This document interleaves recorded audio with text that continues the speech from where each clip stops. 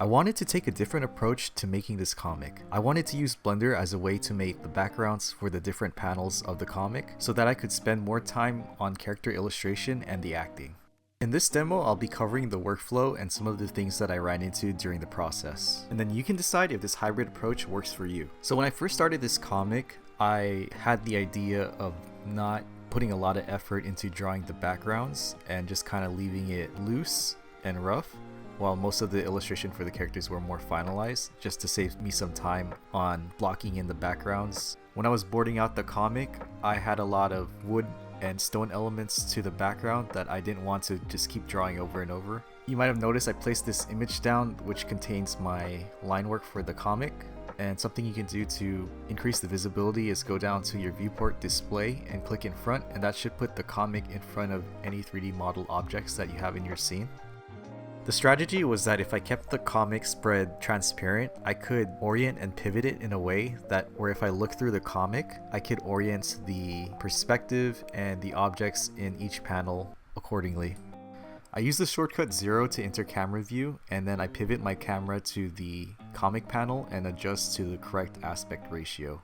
I only really need to be in camera view during the render phase, so I can exit out by just tapping 0 again, and then just use the default view to model elements that I need in the background of my panels. At this stage, it's helpful to keep things pretty low topology, just using simple cubes to shape up the elements where you need them to be first. In Blender, there's a useful feature where if you model something before, you can save it into an assets folder and reuse that for a later project. So right now I'm just dragging in a table that I made from a different project and then putting it into my scene. I decided to add another type of table just to spice things up a bit. It was just as simple as dragging it in and resizing it. So I'm just finessing the table in a way that it's in the background of this third panel here. It's kind of this balance effect where I need to adjust the spread as well as the background at the same time. And I'm making sure I do this in my camera view, that way when it's time to render, it's the exact image of this viewport. There'll be a point in time where the shapes that I blocked in, I want to add textures to them, so I just go to a library of saved textures that I have that I downloaded from a website called freepbr.com. For me personally, I'm looking for a texture that's not too busy, that way it doesn't mess with my values that I set out for the panels. A lot of these textures are kind of semi-realistic, so I'm looking for something a little more flatter and easier to read. Once I'm done browsing through the textures and selected one, I can then add nodes such as this multiply layer to add a bit of difference in the color that I want. So I'm looking for something with a more lighter reddish tone, so I can just slide that over to the selected color. I recommend using a mapping node so that you can adjust the scale and the stretch of the texture along the object that you modeled. I toggled back into camera view just so that I can see that the scale is the correct size that I want for the render. Another interesting thing with building a 3D set is the flexibility of creating a lighting setup and being able to kind of adjust that on the fly. I have these point lights over this table to give a sense of where the lighting is coming from, and I can just quickly delete one if I don't need it. Just as in the earlier example, I can toggle back into camera view in order to find the background shot needed for this panel. Working in this way makes me both feel like a cameraman and a set designer at the same time.